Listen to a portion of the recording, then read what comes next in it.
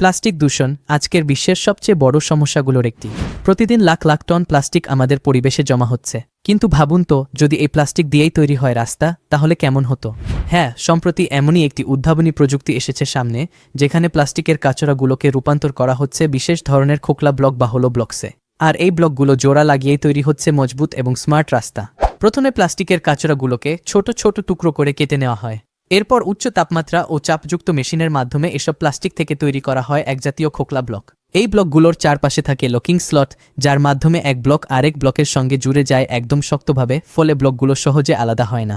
খোকলা ডিজাইনের ভিতরে থাকা ছোট ছোট সিলিন্ডার আকৃতির খুঁটিগুলো চাপ সইতে পারে এবং রাস্তার স্থায়িত্ব বজায় রাখে। আর বৃষ্টির পানি ব্লকের মধ্যে দিয়ে ড্রেনেজ সিস্টেমে প্রবেশ করে এবং সেখান থেকে মাটির নিচে চলে যায়। এতে রাস্তা থাকে শুষ্ক এবং পরিবেশ থাকে সুস্থ। এই প্রযুক্তি শুধু প্লাস্টিক দূষণের সমাধানই দেয় না, বরং পরিবেশ বান্ধব ও খরচ সাশ্রয়ী রাস্তা তৈরির নতুন দিগন্ত উন্মোচন করে।